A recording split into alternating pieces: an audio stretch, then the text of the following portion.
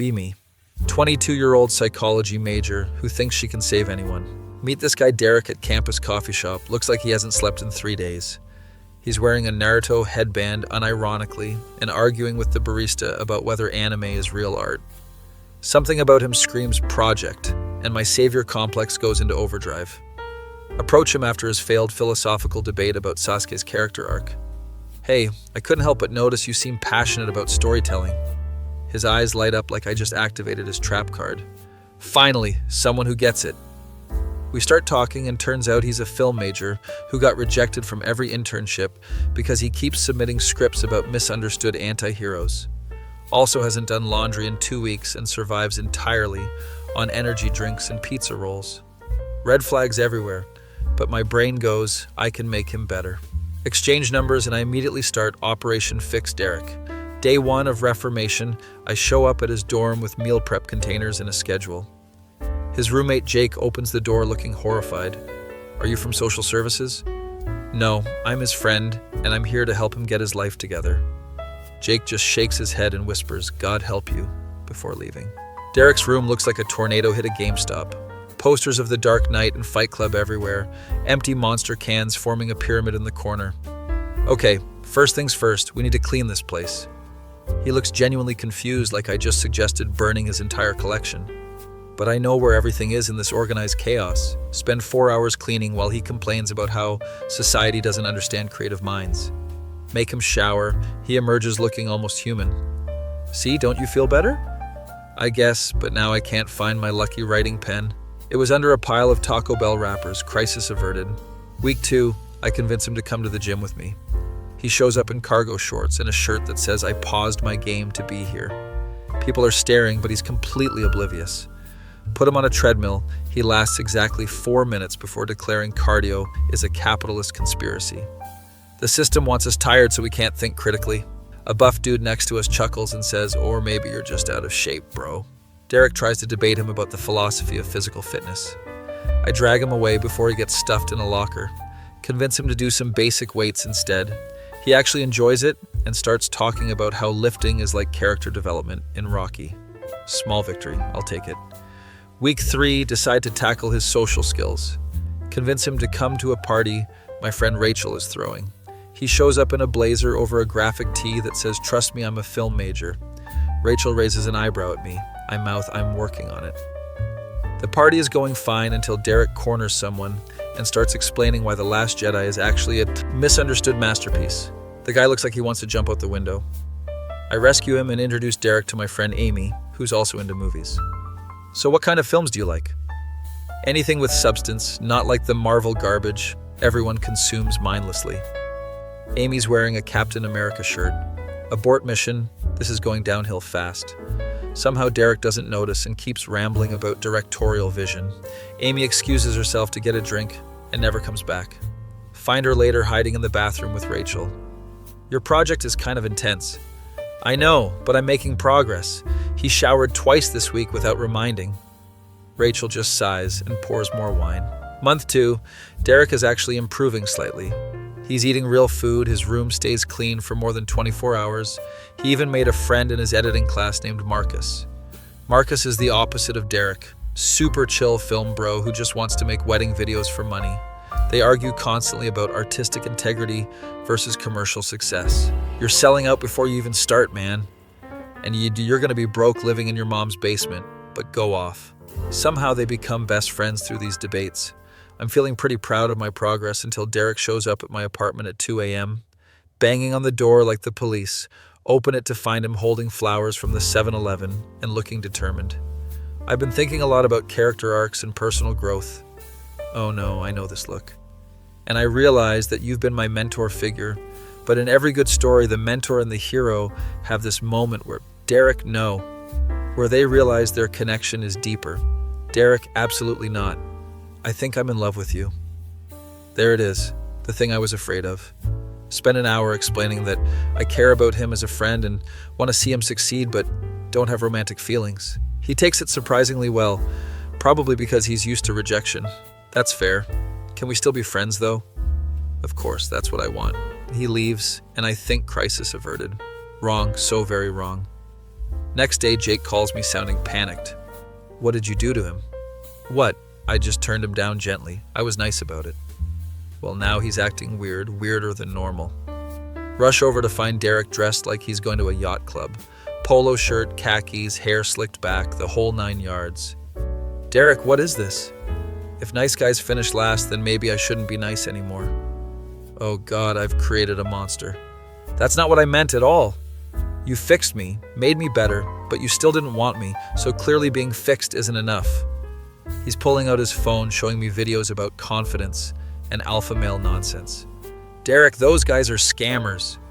Or maybe they understand what women actually want. Spend an hour trying to explain that's not how any of this works. He's not listening, just keeps talking about self-improvement and becoming high value. This is the opposite of what I wanted. Week later, Marcus calls me laughing so hard he can barely breathe. You need to see this. Meet him at the coffee shop where Derek is on what appears to be a date. He's sitting across from a girl named Jessica from his screenwriting class, wearing sunglasses indoors and has his arms stretched across the back of the booth like he's Don Draper. Jessica looks confused but interested, which is concerning. So, yeah, I've been really focusing on my goals lately, no distractions. That's cool, I like ambitious guys. He's doing this weird smirk thing that looks painful. Marcus and I are watching from across the shop like nature documentary observers. This is your fault, he whispers while filming on his phone. I know. Derek's date actually seems to be going well, which makes no sense. Jessica is laughing at his terrible jokes and touching his arm. What is happening? This is not how I expected this to go. They exchange numbers and she leaves looking happy. Derek walks over to us looking smug. See? Confidence works. You were wearing sunglasses inside and quoted Andrew Tate twice. And I got her number. So maybe the world doesn't work the way you think it does. Can't argue with results, but this feels wrong somehow. Over the next month, Derek goes on this weird transformation journey. He starts going to the gym regularly and actually gets kind of built. Trades his anime shirts for button-ups and boots. Grows out his beard and suddenly looks like he could be in a cologne commercial. The worst part is, it's working. People are responding to him differently. Girls who never gave him the time of day are suddenly interested. Even guys are treating him with more respect. Jake is disturbed by the whole thing. He's become what he used to make fun of. Last week he called someone mid. Maybe this is just a phase. He joined a fraternity. Derek, the guy who said Greek life was for mindless sheep. This is bad, really bad. Try to talk to him at the gym where he now basically lives. He's deadlifting while wearing a tank top that says embrace discomfort. Hey, can we talk? Make it quick. I have a study session with Jessica and then drinks with the Kappa Sig guys. Who is this person and what did he do with Derek? I feel like you're taking this self-improvement thing too far. He racks the weight and turns to me looking annoyed. You literally told me to improve myself. Yeah, but not like this. You're losing who you are. Who I was, couldn't get a date and lived in filth. Forgive me for wanting more. He has a point, but also he's completely missing mine. There's a middle ground between depression nest and fraternity, bro. Why do you care? You rejected me, remember? That stings because it's true. Storm off feeling guilty and confused about this whole situation. Month 3 of new Derek, things are getting out of control. He's now the vice president of his fraternity, somehow. Throws parties at the frat house and always has different girls around. Started a podcast about masculine excellence that actually has followers. Marcus and Jake stage an intervention at my apartment. We need old Derek back, Marcus says. The weird one who argued about anime and ate pizza rolls. At least that Derek had a personality. This Derek is just a collection of red pill talking points. Jake nods vigorously. Yesterday he told me I had a scarcity mindset because I was loyal to my girlfriend. What do you want me to do? I created this mess. We spend an hour brainstorming and come up with nothing useful. Marcus suggests we set him up to fail somehow, but that feels manipulative. Jake suggests just talking to him honestly again. Decide to try the honest approach one more time. Go to Derek's frat house for one of his parties. The place is packed with people I don't recognize. Find him in the kitchen, surrounded by freshman girls hanging on his every word. And that's why Scorsese was right about Marvel movies. They're all nodding like he's a philosophy professor.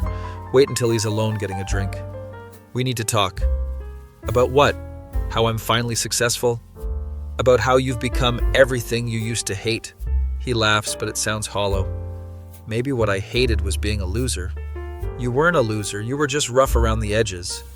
Rough around the edges doesn't get you respect or dates or opportunities. We argue for 20 minutes while the party rages around us. He's so convinced this new version is better that nothing I say matters. Leave feeling defeated and genuinely worried. 2 weeks later, get a call from Jessica. Hey, this is gonna sound weird, but I need to tell you something about Derek.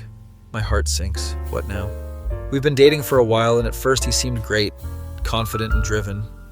But lately it's like he's performing all the time, like he's playing a character. Tell her the whole story about how I tried to help him and accidentally created this new persona. She's quiet for a long moment. That actually makes so much sense. I thought I was going crazy.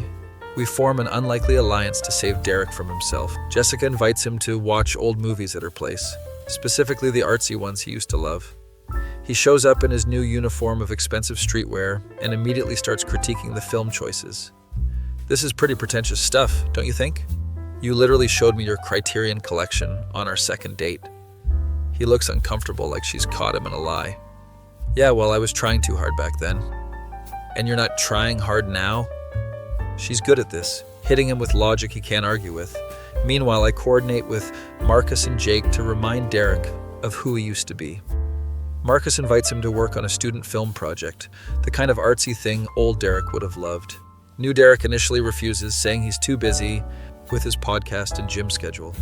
Come on, man, it's about a guy struggling with identity and transformation. Derek pauses at that, something flickering in his eyes. Fine, but only if we can film it efficiently. I don't have time for pretentious 20-take shots. It's something at least. They start filming and something interesting happens. Derek gets really into it, starts suggesting creative shots and talking about themes. Forgets to maintain his alpha male persona and just becomes passionate film nerd again.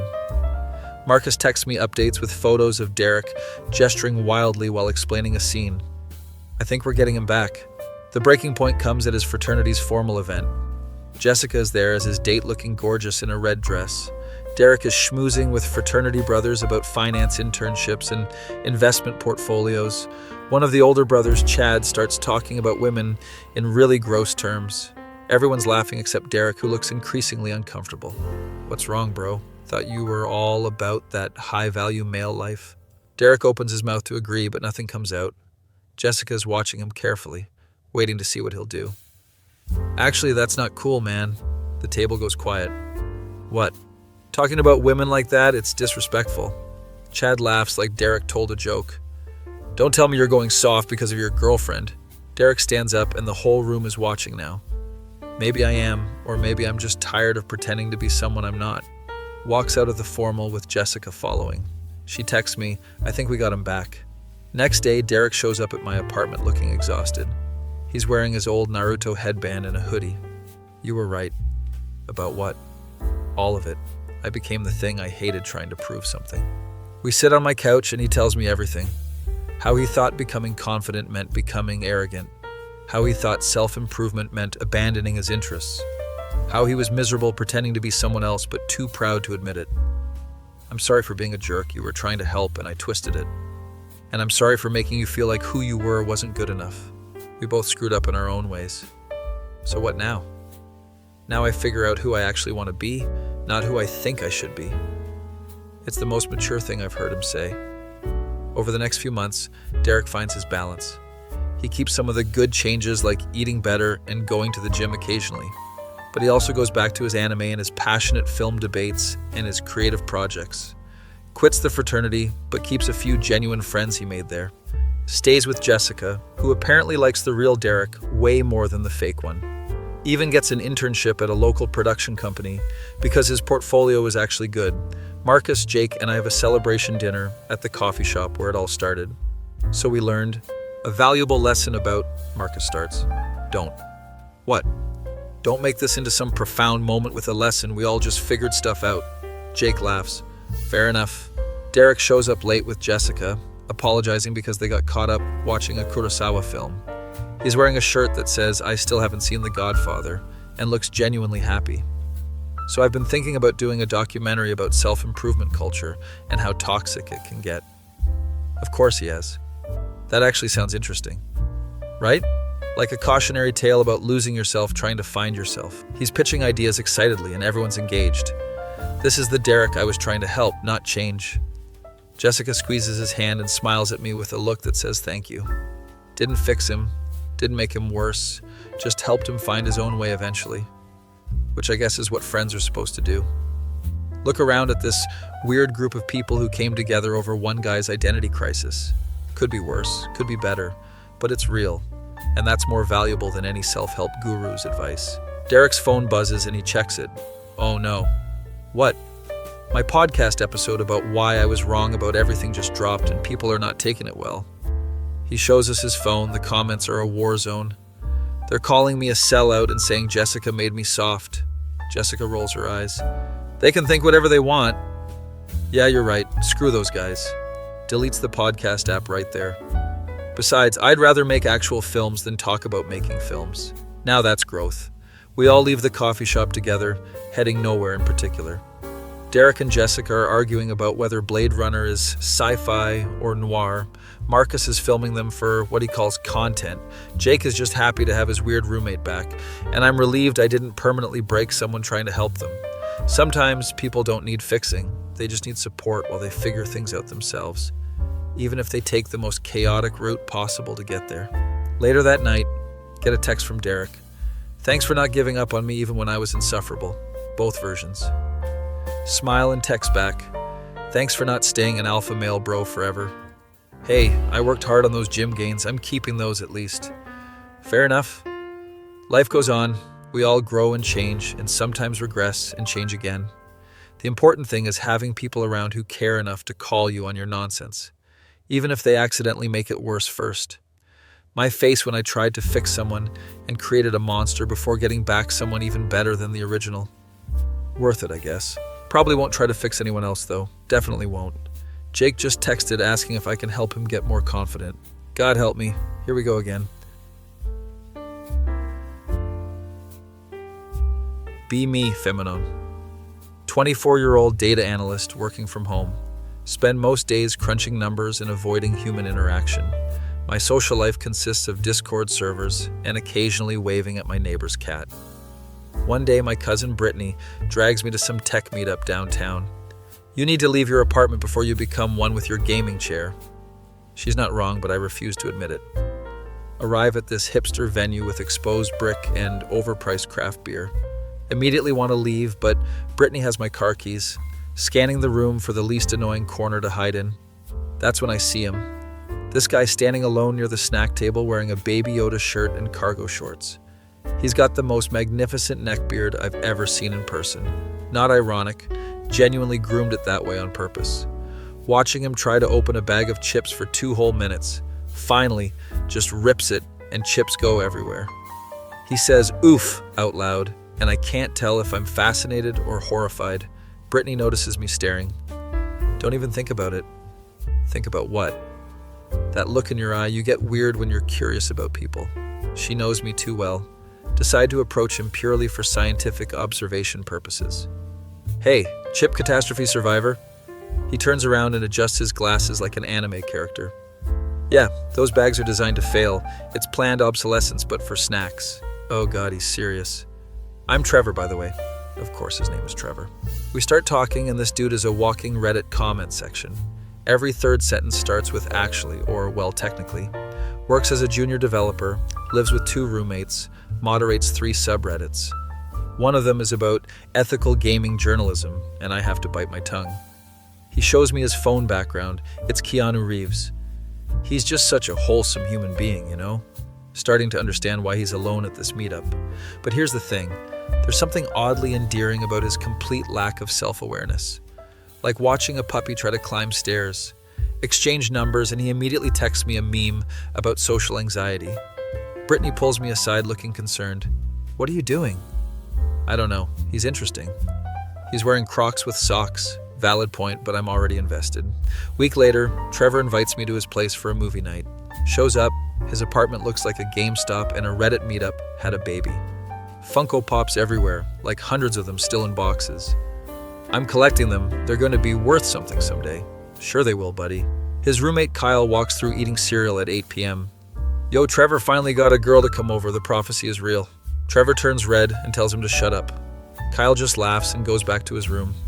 We sit down to watch some Marvel movie, his choice, obviously. He keeps pausing to explain lore and comic book differences.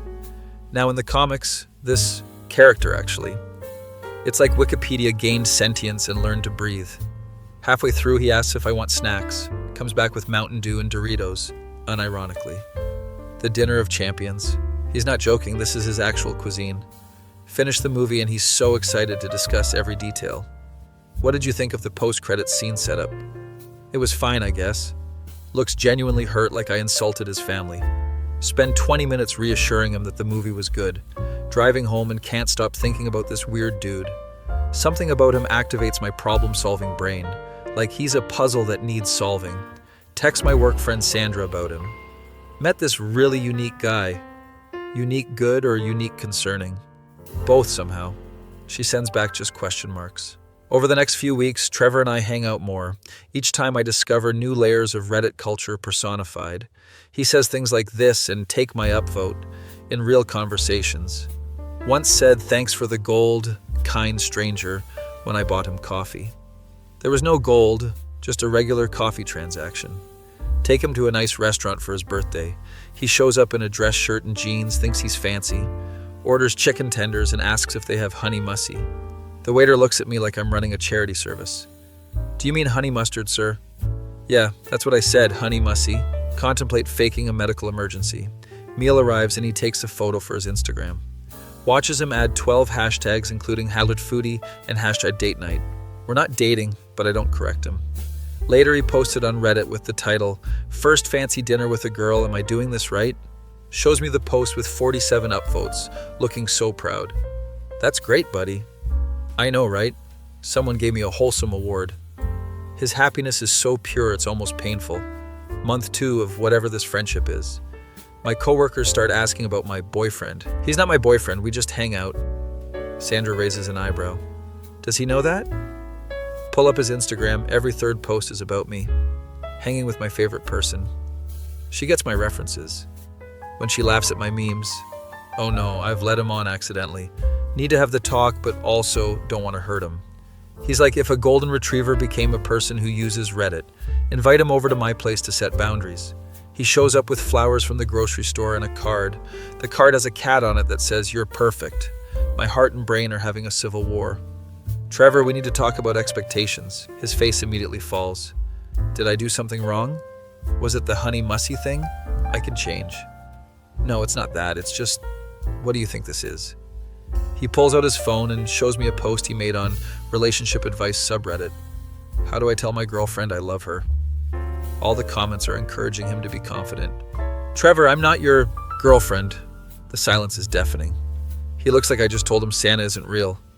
But we hang out all the time and you laugh at my jokes and you touched my shoulder once.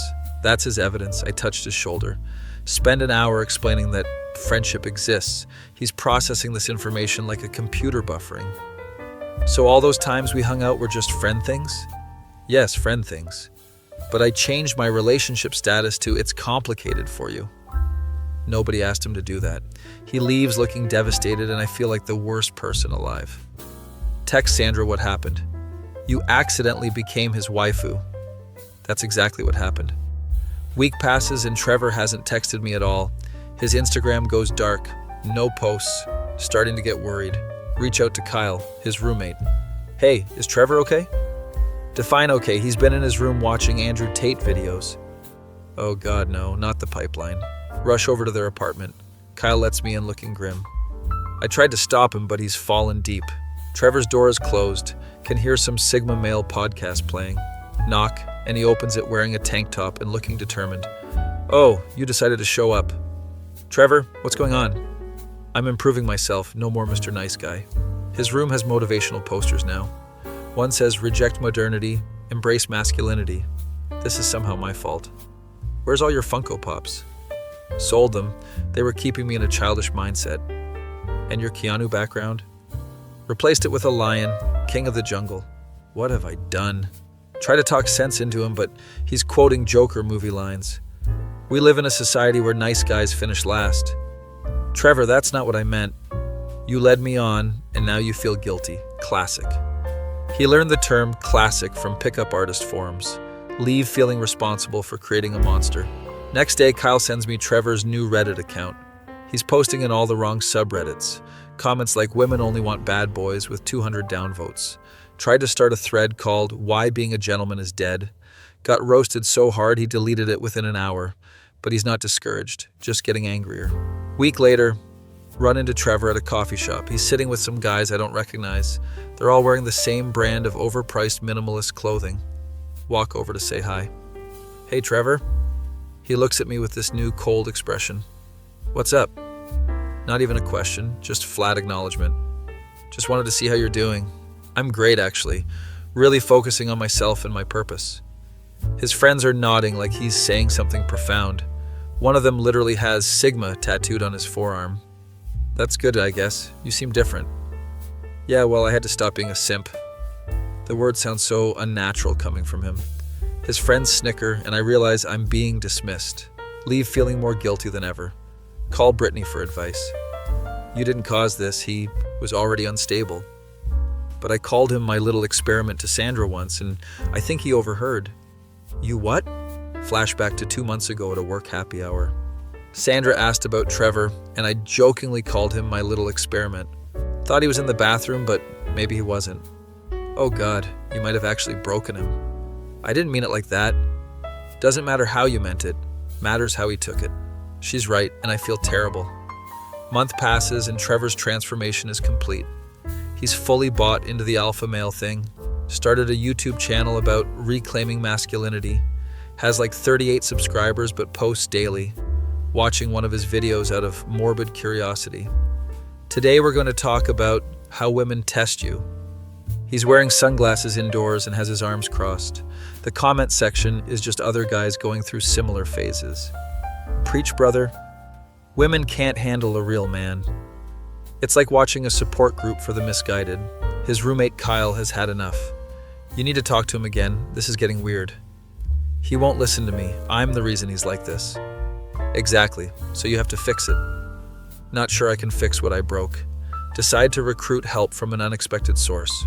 Trevor's former dungeon master from his weekly game, guy named Paul who runs a comic book shop. Explain the whole situation. Yeah, he stopped showing up to sessions, said D&D was for children. Is there any way to snap him out of this? Paul thinks for a moment. Maybe if he sees that his new friends are shallow? Not a bad idea, actually. Paul reaches out to Trevor about rejoining the campaign. We're doing a special one-shot. Everyone misses you. Trevor initially refuses, but Paul is persistent. Finally agrees to come to one session. The night of the game, everyone's there, including me. Trevor shows up looking uncomfortable in his new alpha uniform. I thought this was just the guys. She's part of the campaign, always has been. Paul lies smoothly. Trevor sits down reluctantly. They start playing and something magical happens. Slowly his new persona cracks. He's getting excited about roles and character choices. Does a voice for his character, a paladin named Sir Reginald. I shall smite thee with the fury of justice. Everyone's encouraging him and having fun. 2 hours in, he's completely back to old Trevor, laughing at jokes, making references, being himself. Then his phone buzzes. It's one of his new alpha friends asking where he is. Watches the joy drain from his face as he remembers his new identity. I gotta go, this is kid stuff anyway. Leaves abruptly and the table goes silent. That went well until it didn't, Paul sighs. Feel even worse now. Got a glimpse of real Trevor and lost him again. 2 weeks later, Trevor posts something concerning. A long rant about how society failed men like him. Comments are disabled and it's just word vomit. Mentions feeling like an experiment gone wrong. There it is, he definitely heard me that night. Screenshot it and send to Kyle. We need an intervention like now. He agrees and we plan something for that weekend. Gather everyone who knew old Trevor, Paul, Kyle, some guys from his Reddit meetup group, and Sandra for support. Even Brittany comes as moral support for me. We ambush Trevor at his apartment on Saturday morning. He opens the door in a robe looking confused. What is this? We're worried about you, Kyle says. I'm fine, better than ever actually. Paul steps forward. Trevor, you haven't been to game night in 2 months and you won't return my calls. I told you, I'm focusing on real life now. Hiding from your friends is real life? Sandra asks. He looks caught off guard by her directness. Everyone takes turns expressing concern. The Reddit guys tell him they miss his thoughtful comments. Kyle says living with new Trevor is like living with an angry stranger. Paul offers him a standing invitation back to the table anytime. Finally, it's my turn. Trevor, I need to apologize. For what, being honest? I called you my little experiment once and it was wrong. Can see him tense up. I heard you that night. Thought you were trying to be quiet. I didn't mean it like you were a project or something to fix. Then what did you mean? Struggle to find the right words. I meant that getting to know you was interesting and different, but I said it wrong. He's quiet for a long moment. You made me feel like a zoo animal. That hits hard because he's not wrong. I know, and I'm sorry, you deserved better than that. The room is tense and everyone's watching. Trevor sits down looking exhausted. You know what the worst part is? We all wait. I actually liked being your experiment because at least you paid attention to me. Damn, that's depressing. But then you clarified we were just friends, and I realized I was just entertainment. That's not true. I genuinely enjoyed hanging out, but not enough to date me. There it is, the core issue. Trevor, I'm sorry I didn't have romantic feelings, but that doesn't mean you weren't valuable. Then why did you keep hanging out if you knew I wanted more? Legitimate question that I don't have a good answer for. Because I liked your company, and maybe I was selfish. Admitting that out loud feels awful, but necessary. The group intervention continues for another hour.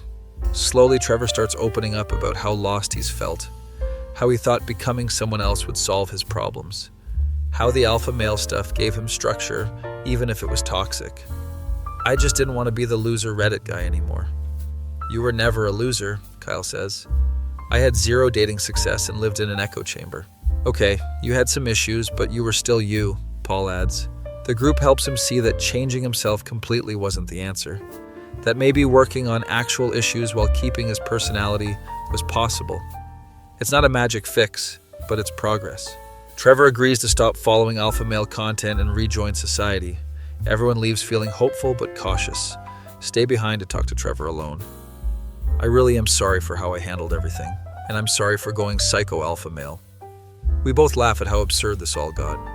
Friends, I offer. Actual friends or experiment friends? Actual friends, I promise. He thinks about it. I need some time to figure out who I am without trying to impress you. That's fair and probably healthy. Take all the time you need. Leave his apartment feeling lighter. A month later, Kyle texts me. Trevor's doing better, back to normal mostly. That's great. Tell him I said hi. He wants to know if you'll come to game night this week. Hesitate because I don't want to mess up his progress. Is he sure? Yeah, says the party needs a good rogue. Decide to risk it. Show up to Paul's comic shop for the session. Trevor's there in a regular t-shirt and jeans, no costume. Looks genuinely happy to see everyone. Hey, experiment girl, he jokes. Everyone laughs nervously, but I can tell he's being playful, not bitter. Hey, reformed Sigma male. He cringes at his own past behavior. The game starts and it's like old times but better. He's more confident, but not in a toxic way. Makes jokes that land, engages without dominating. Even role plays a scene where his character admits vulnerability. During a break, he pulls me aside. Thanks for caring enough to stage an intervention. Thanks for not going full Andrew Tate permanently. We both shudder at the alternate timeline. I deleted all my alpha male posts. They were so cringe. Your 38 YouTube subscribers will mourn. They were all bots anyway. Nice to see him self-aware and laughing about it. So where do we go from here? He asks. We be friends, actual ones, with boundaries. And if I catch feelings again, you tell me and we address it like adults. He nods, appreciating the honesty. Deal. And if you catch feelings, I'll let you know, but don't hold your breath. Wouldn't dream of it. We rejoin the group and continue the campaign, watching Trevor interact normally with everyone. He's not the same as before, but that's okay. He's like Trevor 2.0, kept the good parts, worked on the issues, still says this occasionally and has too many opinions about Marvel, but he's genuine, and that's what matters. Game night ends, and we all head out together. Trevor offers to walk me to my car. You know what's funny? What? You actually did fix me in a weird way. I broke you first, though. Yeah, but I needed to break to rebuild correctly. That's surprisingly profound for a guy who owns 47 Funko Pops. Just don't call me your experiment again. How about my cautionary tale? He laughs, and it's the real laugh, not the fake alpha one. I can live with that. We say goodbye and I drive home thinking about the chaos. How one casual comment spiraled into a complete identity crisis. How trying to help without clear communication caused damage. How people are more fragile than we realize, but also how people can bounce back if they have support. Get a text from Trevor later that night. It's a meme about friendship with the caption, "Unproblematic friendship arc unlocked." Send back a laughing emoji. He follows up with, "Thanks for not giving up on me when I was insufferable. Thanks for not staying insufferable permanently. No promises, I'm still on Reddit. Some things never change." 3 months later, Trevor actually starts dating someone, a girl named Beth he met at a board game cafe. She's into similar nerdy stuff and thinks his references are funny. More importantly, she knew him as post-crisis Trevor. No baggage, no history, just genuine connection. Invite both of them to a group dinner. Watching them together is actually sweet. He's attentive without being desperate, confident without being arrogant, himself without being cringeworthy. Beth seems happy, and they have natural chemistry. During dessert, she leans over to me. "Trevor says you guys have an interesting history." That's one way to put it. "He mentioned you helped him become who he is now." Not sure that's accurate, but okay. "We helped each other learn some lessons." She smiles genuinely. "Well, thanks for being a good friend to him." Look over at Trevor, who's arguing with Paul about Star Wars lore. He catches me looking and gives a thumbs up. "Yeah, we're good now." Later, Brittany corners me. "So you successfully avoided the nice guy and the alpha male phases." "Barely. It was touch and go there." "Learn anything? Don't casually experiment on people's personalities." That seems like a low bar, but sure, she's not wrong. Also that people aren't projects and words matter. Look at you being emotionally mature. Flip her off lovingly.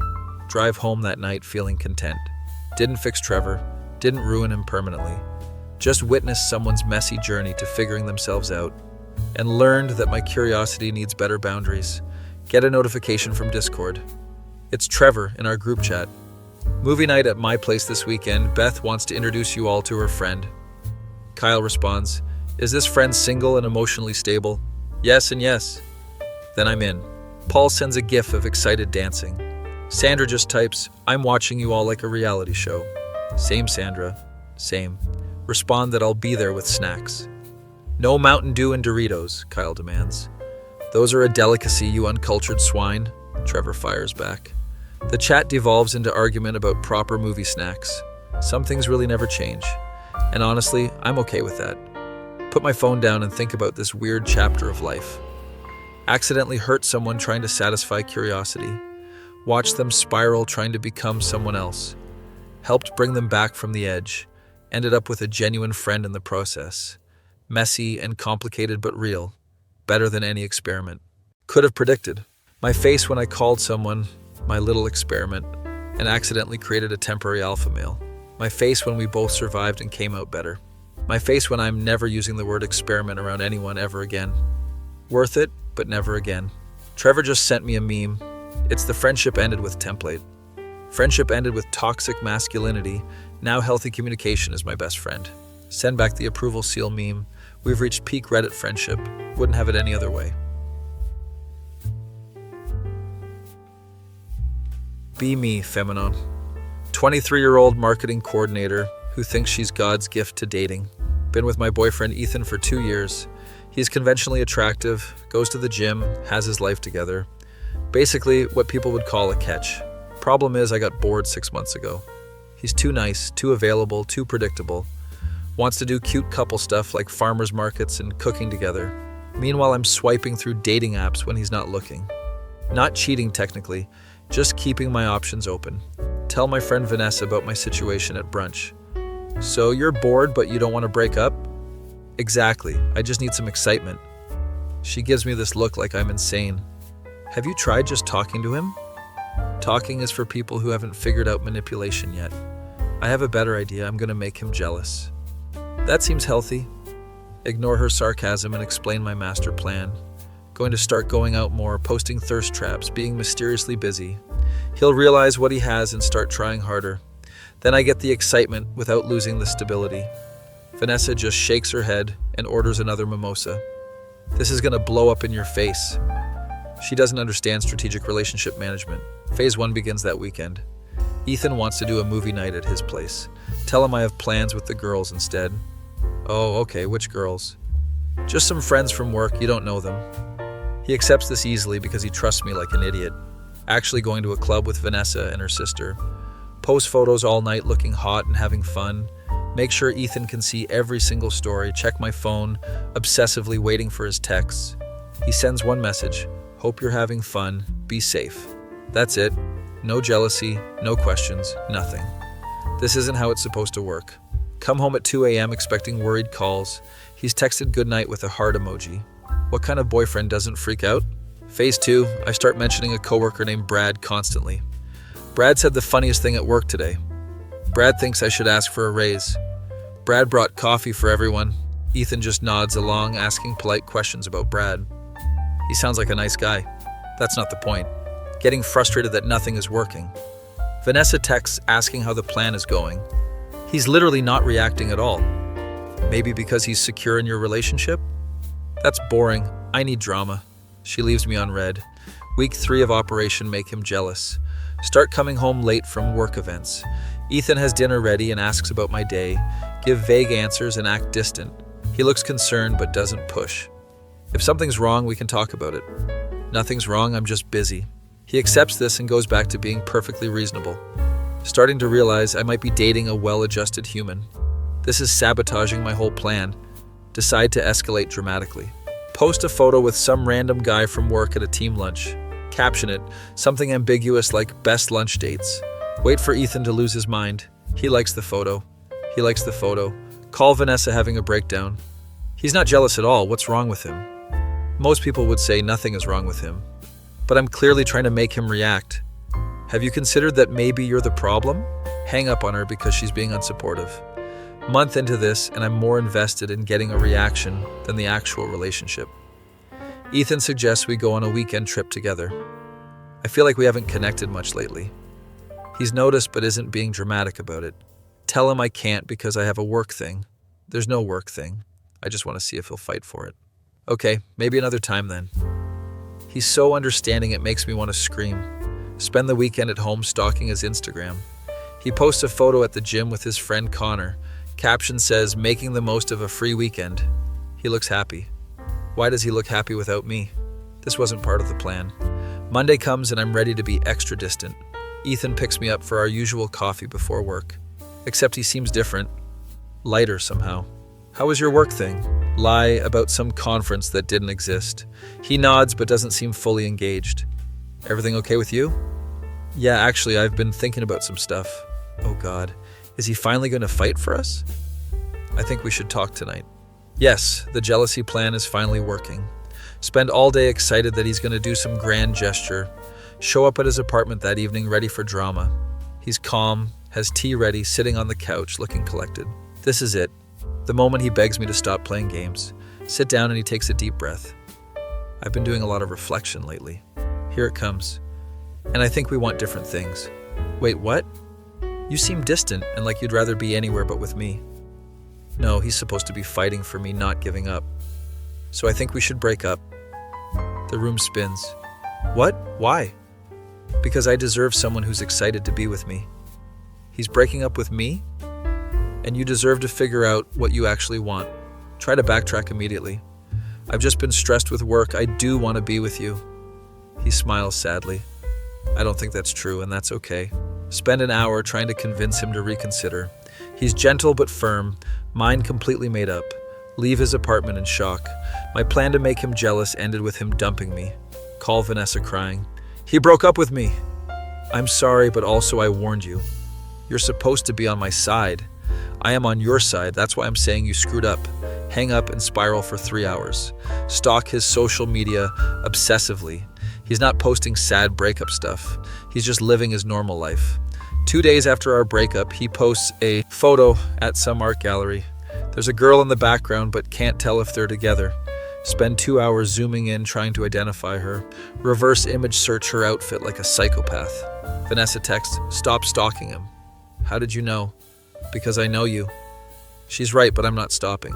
Week after breakup, see Ethan at a coffee shop. He's with a girl, the one from the art gallery photo. She's got that whole aesthetic Tumblr art girl thing going. Vintage dress, tote bag covered in pins, docs. They're laughing together and she touches his arm. Feel my heart physically crack. Hide behind a plant before they see me. Watch them for 20 minutes like a creep. She's showing him something on her phone and he looks genuinely interested. They're having the kind of easy conversation I used to have with him. Before I ruined everything trying to manufacture drama, leave before they notice me, and cry in my car. 2 weeks post-breakup, Ethan posts a photo with the girl. Her name is Margot. She's a graphic designer. Very artsy. Caption says, "Great day with great company." All the comments are people saying they're cute together. Want to throw my phone into the ocean. Text him in a moment of weakness. "Hey, how are you?" he responds after an hour. "I'm good. Hope you're doing well." Polite and distant. "I saw you have a new friend."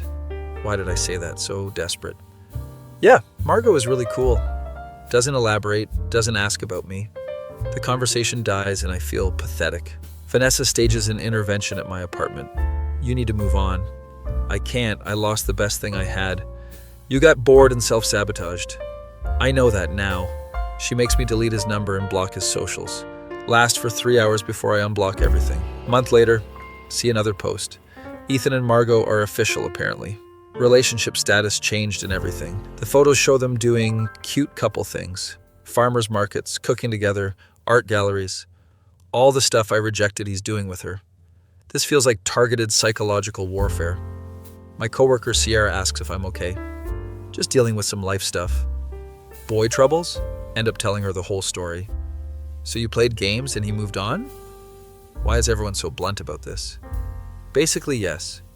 "Have you tried dating other people?" Haven't even thought about it, honestly. She suggests downloading apps again. Spend one night swiping and everything feels wrong. These guys aren't Ethan. Realize I'm completely hung up on my ex. 2 months after the breakup, run into Ethan and Margot at a party. Mutual friend's birthday. Couldn't avoid it. They arrive together holding hands. She's wearing some vintage band tee and looks effortlessly cool. They're attached at the hip all night. Watch him be attentive and sweet with her, the way he used to be with me before I took it for granted. Margot goes to the bathroom and I make my move. "Hey, can we talk?" Ethan looks uncomfortable, but agrees. We step outside away from the party. "I made a huge mistake." "Okay?" "I miss you. I miss us." He sighs deeply. "I've moved on. I'm with Margot now. But what we had was special." It was until it wasn't. He's not budging at all. "Can we at least be friends?" He considers this. "Maybe eventually, but not right now." Margot comes outside looking for him. "Everything okay?" "Yeah, we're good." He puts his arm around her and they go back inside. Leave the party early, feeling defeated. Another month passes and I'm still not over it. Vanessa is losing patience with me. "It's been 3 months, you need to let go." "I can't, every guy I meet isn't him." "Because you're not giving anyone else a chance." She's probably right, but moving on feels impossible.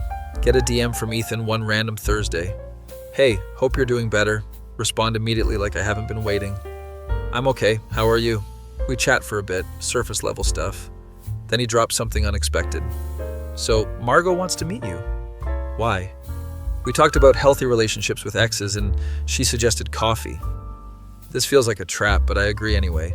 Meet them at a trendy cafe the following weekend. Margot is somehow prettier in person. She greets me warmly like we're old friends. "Thanks for coming, I know this is weird." Sitting across from them feels surreal. They're holding hands on the table.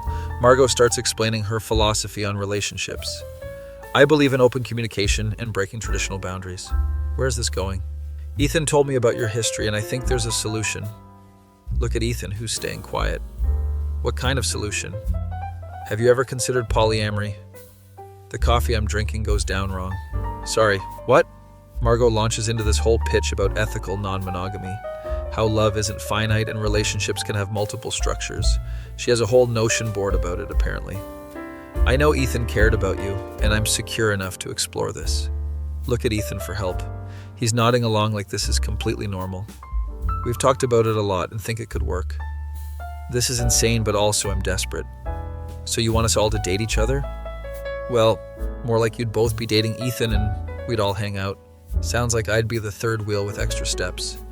But being in Ethan's life in any capacity sounds better than not at all. Can I think about it? Of course, take your time.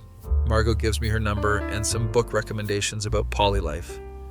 Leave feeling confused and manipulated, but also hopeful. Call Vanessa immediately. They want me to be in a throuple situation. Silence on the other end. Vanessa? I'm trying to find the words that aren't just screaming. Is it really that bad? Yes, he's gaslit you into being a backup option. But I'd be with him again, as a third wheel in his new relationship. She makes good points, but I'm not listening. What if this is my only chance? Then you let it go because you deserve better. We argue for an hour. She's team move on, I'm team desperate measures. Week of thinking about it turns into me convincing myself it's fine. Rationalize that polyamory is progressive and modern. Ignore that I'm only doing this because I'm hung up on my ex. Text Margot that I'm willing to try. She responds with like 15 excited emojis. This is going to be amazing. Welcome to the polycule. Already regretting this. First official hangout as a throuple is at Margot's apartment. She's decorated it like a Pinterest board, threw up everywhere. Plants, tapestries, fairy lights, crystals. Ethan is already there, looking weirdly comfortable. Margot has made vegan snacks and has a whole agenda planned. I thought we could do an activity to bond. She pulls out tarot cards. Of course she does. Spend 2 hours doing readings and talking about energy. Ethan is eating this up, totally different from when we dated. He never cared about this stuff with me. Watch him be attentive to Margot's every word. When she goes to get more snacks, try to talk to him alone. So this is really happening? If you're comfortable with it, yeah. Are you happy? He thinks about it. I am. Margot's helped me explore different sides of myself. Translation, she's better than I was. Margot comes back and we continue the bonding. She suggests we all hold hands in a circle. This is cult behavior, but I comply. I'm so grateful for this connection. Ethan squeezes both our hands. Feel like I'm in an alternative universe. Week into this arrangement and the reality sets in. They have couple things I'm not invited to. Date nights, inside jokes, shared routines. I'm included for movie nights and group hangs. Essentially a friend they occasionally get deep with. Margot posts photos of her and Ethan constantly. I'm in maybe 1 out of every 10. When I am, it's always the 3 of us, never just me and him. This isn't what I thought I was signing up for. Try to spend alone time with Ethan. Want to grab coffee, just us? He checks with Margot first. She's okay with it, but can we make it quick? We have plans later. The coffee date is 30 minutes of awkward conversation. He keeps mentioning Margot and their inside jokes. She's really been good for me. That's great. Dying inside but maintaining composure. I'm glad we can all make this work. He smiles genuinely.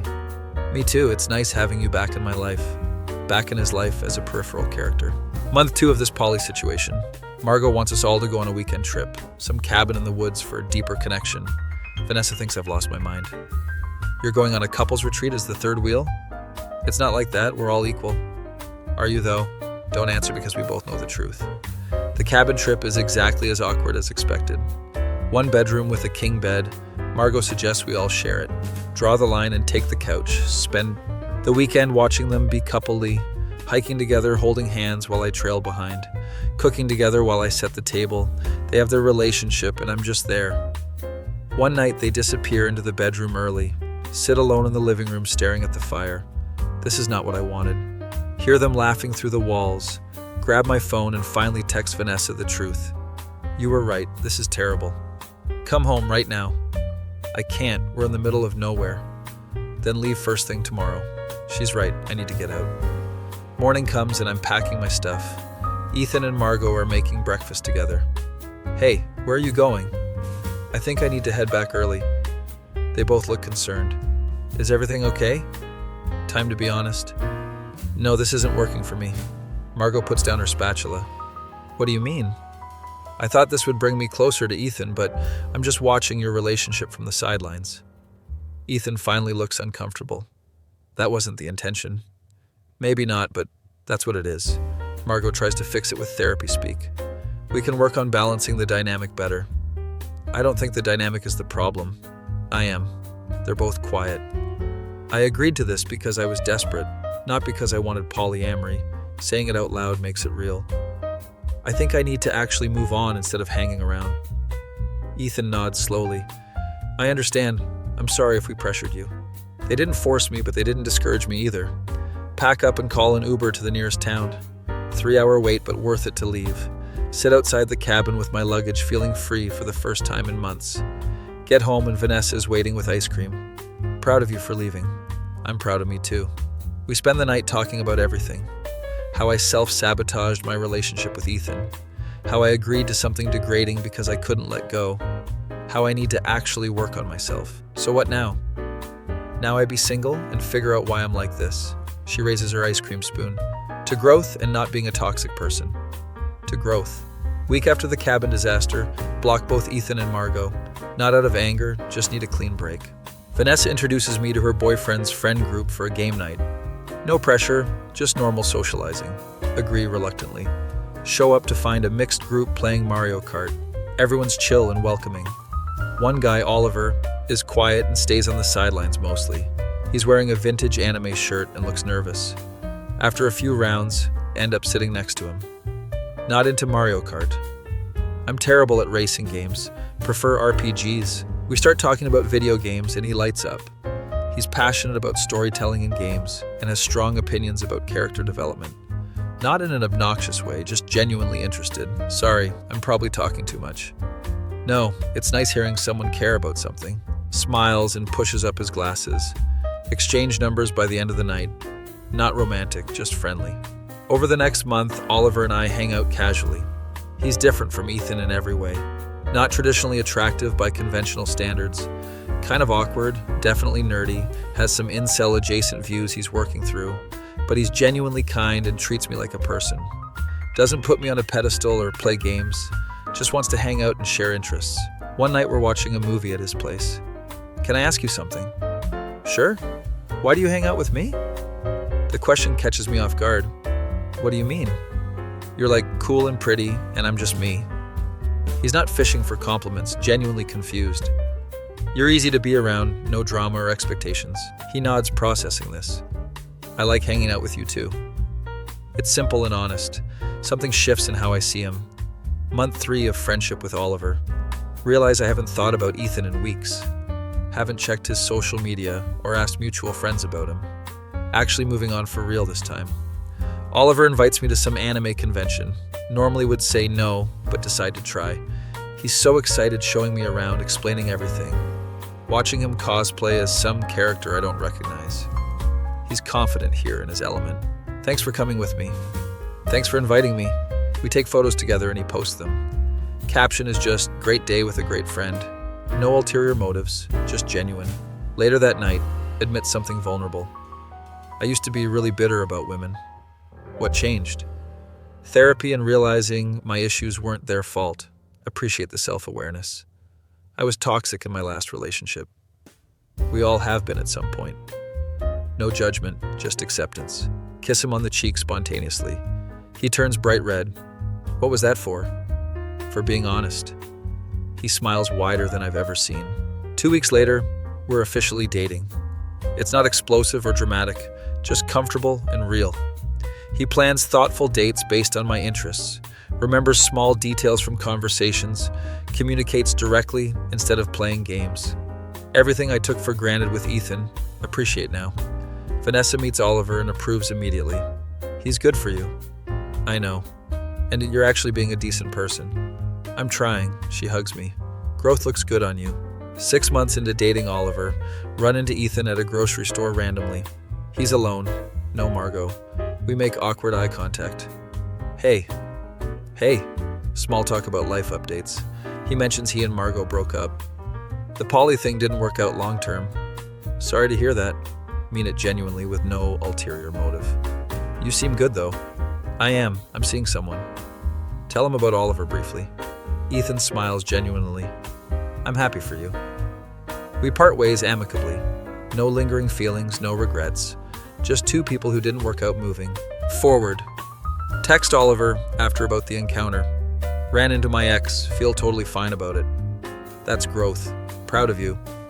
He sends a heart emoji. Realize this is what healthy feels like. Meet Oliver at his place that evening. He's made dinner and rented a movie I mentioned wanting to see.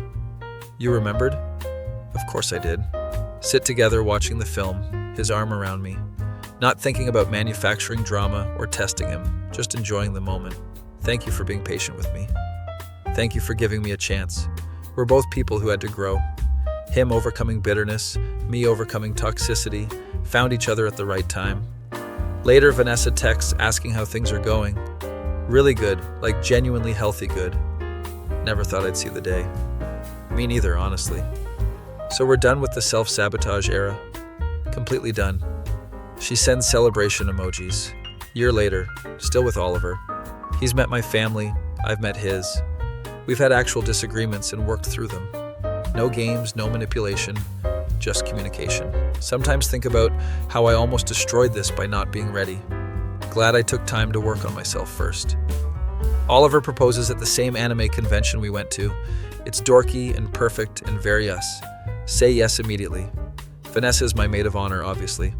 From toxic chaos to healthy love, character development complete. Shut up. Never. I earned the right to roast you forever. She's right though. Planning the wedding and Oliver wants to invite his whole friend group, including the people I met that first game night. Everyone's happy for us. His best man gives a speech about how I changed his life. Oliver was in a dark place before he met her. She helped him see his worth and become better, crying during the speech. Didn't set out to fix anyone, just grew together. Reception is filled with video game references and anime decorations. It's nerdy and wonderful. Dance with Oliver to some emotional anime opening. Thank you for taking a chance on the awkward guy. Thank you for taking a chance on the toxic girl. We both became better versions of ourselves. Later see a Facebook post from Ethan. He's engaged to someone new, looks happy, feel nothing but happiness for him. Show Oliver the post. Your ex? Yeah, glad he found someone. He kisses my forehead. Me too, because it led you to me. Cheesy but true. Look around at the reception, surrounded by people who've seen me at my worst. Vanessa giving a tipsy speech about my character growth. Oliver's friends accepting me into their circle. My parents who worried about me finally relaxed. Came a long way from the girl who played games with a good guy's heart. Learned that manufacturing drama just creates misery. That desperation leads to accepting less than you deserve. That sometimes the person you least expect is exactly what you need. And that growth is possible if you're willing to be honest with yourself. My face when I wanted to make him jealous, and he ended up happy without me.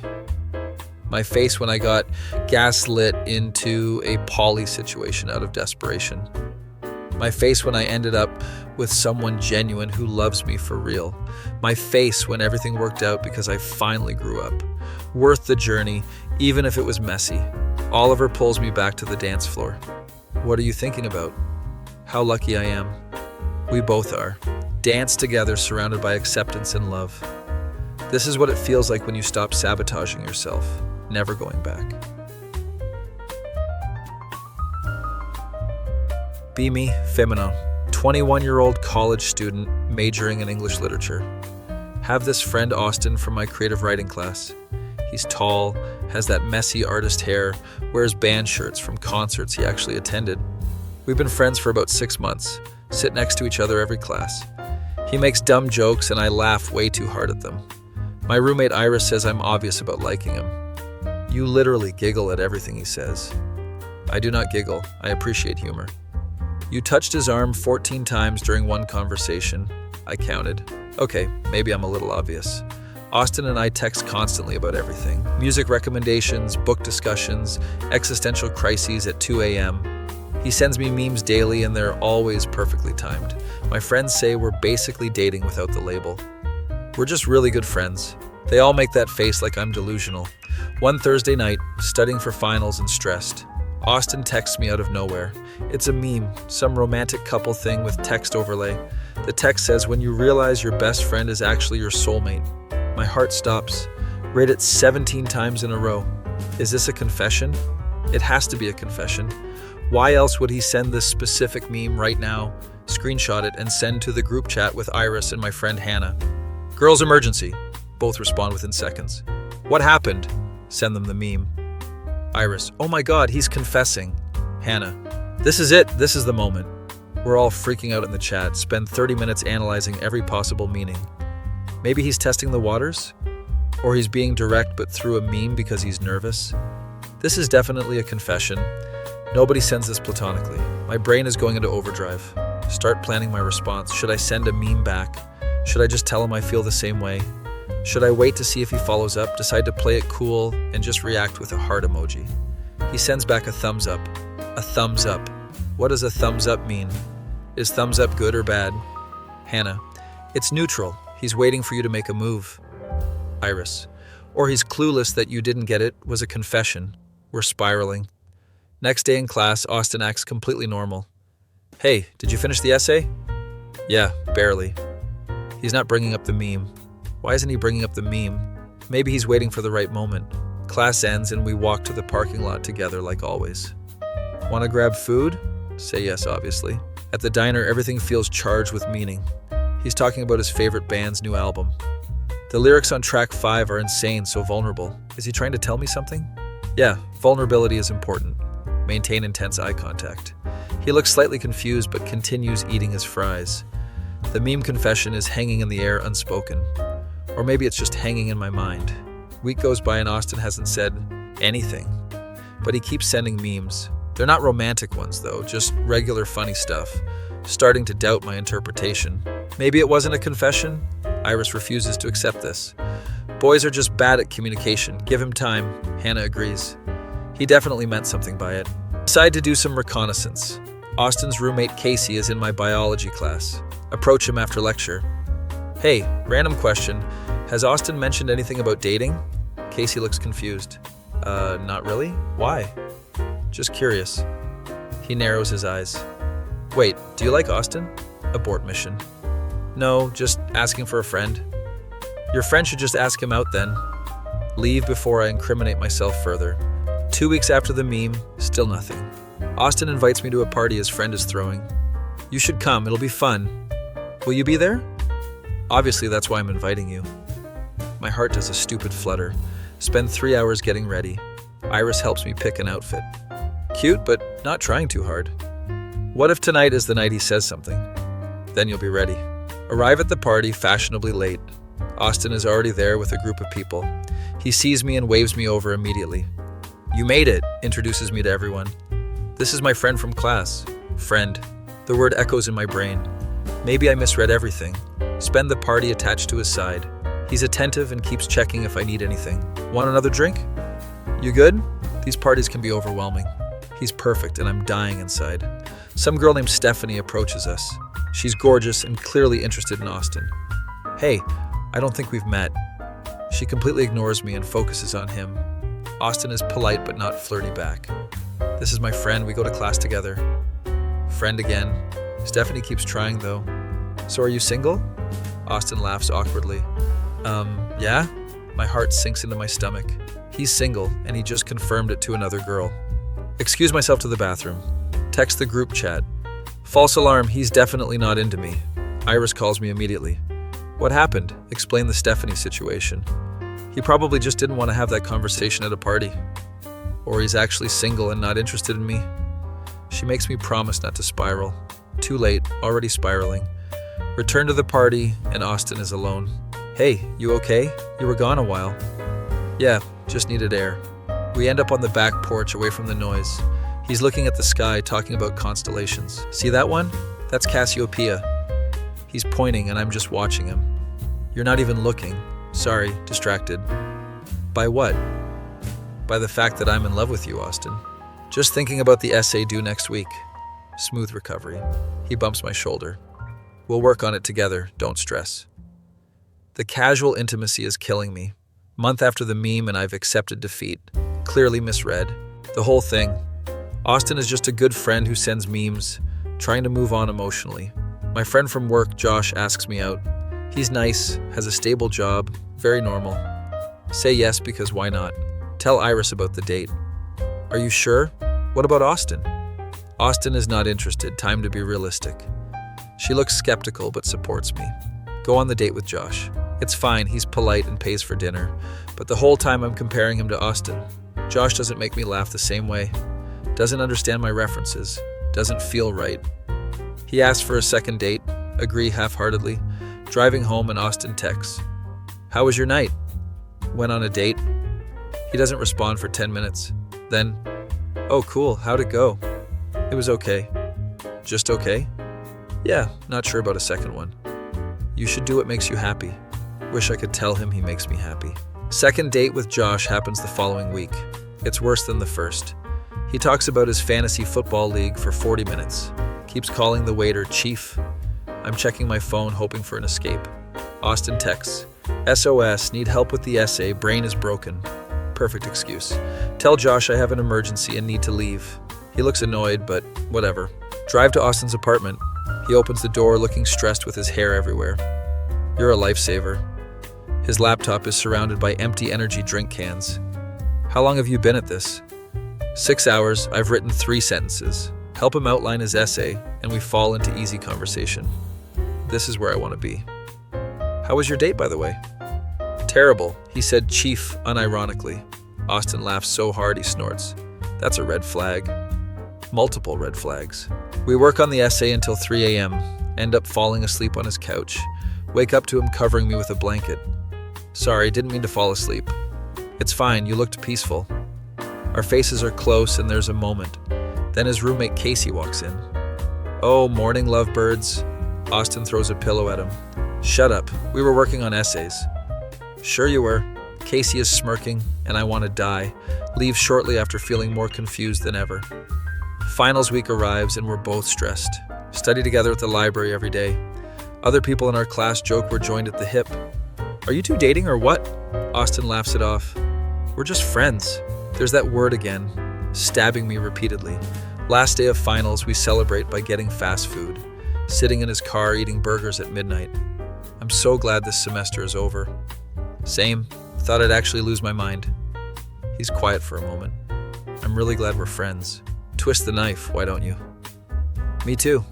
He drops me off at my apartment. See you next semester? Obviously. Watch him drive away and decide I need to get over this. Summer break begins and we text less. He's working at some music venue. I picked up shifts at a bookstore. The distance is probably good. Maybe absence will make me stop being in love with him. It did not. One night he sends me a song. This made me think of you. Listen to it, and the lyrics are romantic. Here we go again. It's beautiful. Thanks for sharing. I knew you'd get it. What does that mean? Call Hannah in a panic. He sent me a romantic song. Okay, this time you have to say something. What if I'm wrong again? Then at least you'll know. She's right, but I'm terrified. Work up the courage to text him. Can we talk about something? He responds immediately. Yeah, what's up? Stare at my phone for 20 minutes. Type and delete 7 different messages. Finally settle on, why did you send me that meme a few months ago? Which meme? I send you like 50 a day. Oh God, he doesn't even remember. The one about best friends being soulmates. Oh, that one. It was funny, I thought you'd like it. My heart breaks in real time. It wasn't a confession, it was just a meme. Yeah, it was funny. Change the subject quickly. Spend the rest of summer accepting the truth. Austin sees me as a friend, nothing more. The memes, the songs, the late nights, all platonic. Need to move on for real this time. Fall semester starts and I'm determined to be normal. See Austin first day back and he hugs me. Missed you. Missed you too. We fall back into our routine, but I'm keeping more distance emotionally. He notices. You okay? You seem different. Just focused on school. He looks hurt but doesn't push. A few weeks in, he asks if I want to go to a concert with him. His favorite band is playing. I already have 2 tickets. Want to say yes, but trying to maintain boundaries. I don't know, I have a lot of work. Come on, you love this band. He's right and I'm weak. Okay, fine. He lights up and I remember why this is hard. Night of the concert, he picks me up, wearing a vintage tour shirt and smiling. Ready for the best night ever? At the venue, we're pressed close because of the crowd. He keeps his hand on my back so we don't get separated. The band starts playing and we're both singing. During a slow song, he looks at me. There's something in his expression I can't read. The moment passes when someone bumps into us. After the concert, we're walking back to his car. That was incredible. Told you it would be worth it. He stops walking. Hey, can I tell you something? My heart rate spikes. Sure. He looks nervous, running his hand through his hair. I've been wanting to say this for a while. This is it. This is actually it. I really value our friendship. Are you kidding me right now? And I was worried I did something to upset you. No, you didn't do anything. Okay, good, because you're important to me. Important as a friend, clearly. Drive home is quiet. He walks me to my door. Thanks for coming tonight. Thanks for inviting me. He He hugs me, and it lasts longer than usual, pulls back and looks like he wants to say something. Good night. Good night, Austin. Watch him leave and scream into a pillow once inside. Iris finds me having a breakdown. What happened? Explain the whole concert situation. He's either the most oblivious person alive or he's scared. I'm tired of waiting for him to figure it out. She sits next to me. Then tell him yourself. What if it ruins everything? What if it doesn't? She makes a good point. Spend the next week planning what to say. Write it out, rehearse it, panic, delete it, start over. Finally decide to just be honest. Text Austin. Coffee tomorrow? Need to talk about something. He agrees immediately. Spend the night not sleeping. Meet him at our usual coffee shop. He's already there with my order waiting. Got you the usual. He knows my complicated order by heart. This man is going to kill me. We sit down and he looks concerned. So what did you want to talk about? Deep breath. I need to be honest with you about something. Okay? When you sent me that meme months ago, the soulmate one. He nods, looking confused. I thought it was a confession. His eyes widen. Oh. And I've been dealing with having feelings for you since then. The words are out and I can't take them back. He's just staring at me. The silence stretches forever. You thought the meme was a confession? Yes, which I know now was stupid. He starts laughing. Actually laughing. Are you serious right now? Why are you laughing? He's wiping his eyes. Because I sent that meme as a confession. What? What? You what? I was trying to tell you I had feelings. We're both staring at each other in disbelief. Then why didn't you say anything after? Because you just sent a heart emoji and I thought you were letting me down gently. I was waiting for you to say something. We've been idiots for 6 months. Complete and utter idiots. So you have feelings for me? Yes, thought that was obvious. And you have feelings for me? Yes, have had them forever. We both start laughing at the absurdity. We're disasters. The worst communicators alive. He reaches across the table for my hand. So what now? Now we stop being idiots? Sounds good. He leans in and kisses me. Finally. The coffee shop barista slow claps. About time. You two have been dancing around this for months. Apparently everyone knew except us. Leave the coffee shop holding hands. I can't believe you thought I was just being friendly. I can't believe you didn't clarify the meme. It was a confession meme. It was ambiguous. We're roasting each other and it's perfect. He kisses me again. We're never living this down. Never. Text the group chat. He liked me the whole time. Iris. We know. Hannah. Everyone knew. They're both roasting me in the chat. Show Austin the messages. Your friends are brutal. They earned the right. First official date is that weekend. Austin plans this whole elaborate thing. Making up for lost time. Takes me to a used bookstore, then dinner, then stargazing. Is this too much? It's perfect. We're at the park looking at stars. I should have just told you months ago. I should have asked what the meme meant. We're both terrible at this. The worst. Kiss under the stars like we're in a romance novel. His roommate Casey texts him. Dude, finally made a move? Austin shows me. Took long enough, you were simping for months. You were not simping. I absolutely was. Casey has evidence. Apparently he talked about me constantly. Everyone knew except you. Everyone knew you liked me except you. We're laughing again. 3 months into dating officially, it's disgustingly cute according to everyone. We finish each other's sentences, have inside jokes that make no sense to others. Still send each other memes, but now they're intentionally romantic. Iris and Hannah meet us for dinner. They roast us the entire time. Remember when you thought a meme was a confession? Remember when she planned your wedding over a heart emoji? Remember when both of you were blind idiots? Austin is taking it in stride. Fair? We deserve that. All of it, I agree. Iris raises her glass. To the dumbest love story ever. We all toast to that. 6 months in, Austin meets my parents. They love him immediately. My mom pulls me aside. He's wonderful. Where did you find him?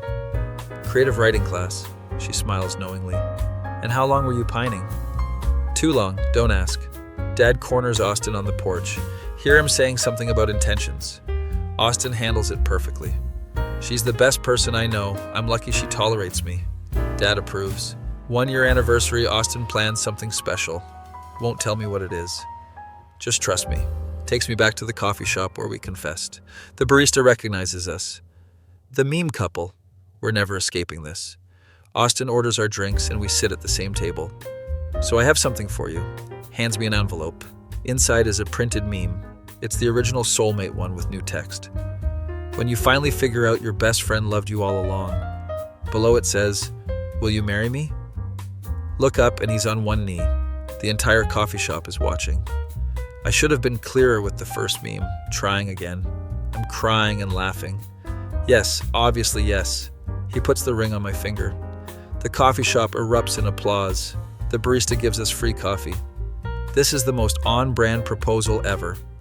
Had to make up for the miscommunication. Call everyone immediately. Iris screams so loud I have to pull the phone away. He proposed with a meme? It's perfect for us. "You're both insane, congratulations." Hannah is crying happy tears. "I can't believe this is real." Me neither. My parents are thrilled. Dad makes a joke about memes at the wedding. "Absolutely not," I tell him. Austin thinks it's hilarious. Planning the wedding is chaotic. We want something small and personal. The invitations have a small meme reference at the bottom. Our friends won't let us live it down. Casey offers to officiate. "I've been waiting for this since I walked in on you two that morning." "We were actually working on essays." "Sure you were." The roasting never ends. Wedding day arrives faster than expected. I'm getting ready with Iris and Hannah. "Can you believe this is happening?" "Still processing that you both wasted 6 months." "We're letting that go eventually, right?" "Never," they say in unison. Walk down the aisle to acoustic guitar. Austin is crying before I even reach him. "You look incredible." Don't make me cry. My makeup took forever. Too late, already crying.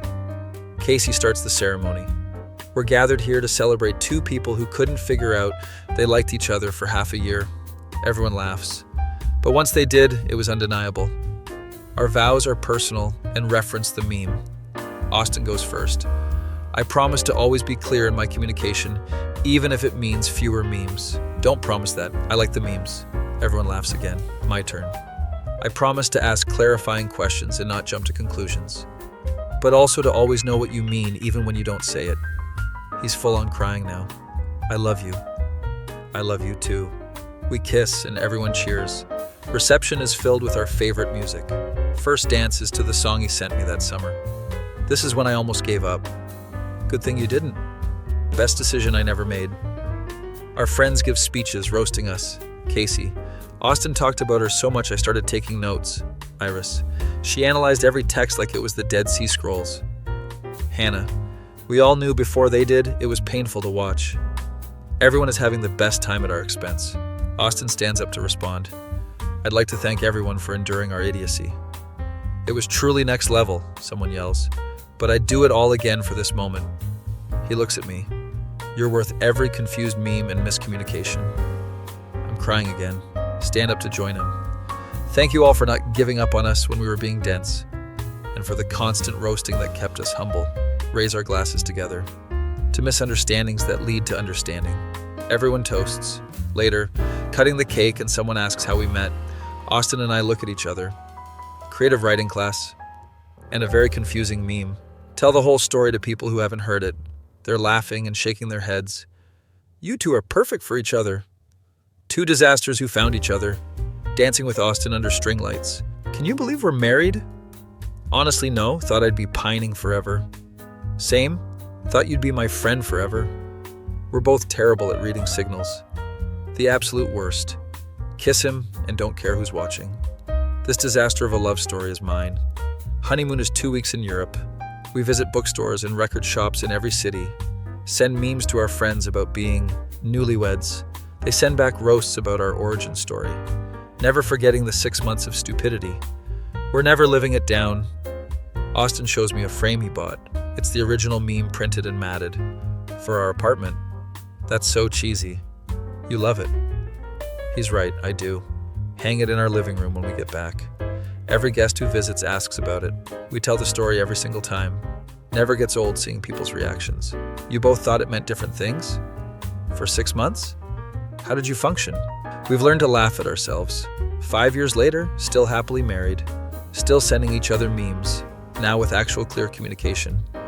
Our anniversary tradition is going back to that coffee shop. The barista knows us by name now. The meme couple returns. We order the same drinks every time. Sit at the same table and reminisce. "Remember when you thought I was just being nice?" Remember when you didn't clarify your feelings? We were disasters. The best kind, though. Iris and Hannah join us with their partners. They still roast us regularly. Can't believe you two made it. Can't believe we did either, honestly. But we did, and it's perfect. Our friend group has grown. Everyone knows the meme story. At parties, someone always asks us to tell it. We've perfected the delivery. Austin and I trade off parts. So I sent this meme, and I thought it was a confession. It was a confession, but nobody clarified. Everyone laughs every time. It's our thing now, looking at the framed meme on our wall. You know what's funny? What? If you had just added "I mean us" after the meme, we could have saved 6 months. He throws a pillow at me. If you had just asked, same result. We're still playfully arguing about it years later. Terrible communicators. The worst. But we figured it out. Eventually. Kiss him, and everything is right. This ridiculous story is ours forever. Our kids will be so embarrassed someday. Can't wait to tell them about the meme. Austin is already planning the family story night. We'll need visual aids. You're going to traumatize them. They deserve to know their parents are dorks. He's not wrong. Get a text from Casey. Hey, remember when you two were idiots? Good times. Send back a middle finger emoji. He responds with laughing emojis. Seriously though, happy anniversary. Thanks for putting up with us. Someone had to. Put the phone down and look at Austin. He's already looking at me. What are you thinking? That I'm glad you sent that meme, even though it caused chaos? Especially because of that. He pulls me close. Best accident ever. Best confusion ever. We're still those same people who couldn't communicate, just better at it now, and so incredibly happy. My face when he sent me a meme once and I thought it was a confession. My face when it actually was a confession, but we were both too dumb to clarify. My face when we wasted 6 months being oblivious. My face when we eventually got married anyway. My face when our whole relationship is based on a miscommunication that worked out perfectly. Worth every second of confusion. Wouldn't change a thing. Except maybe asking clarifying questions sooner, but then we wouldn't have this ridiculous story, and this story is everything.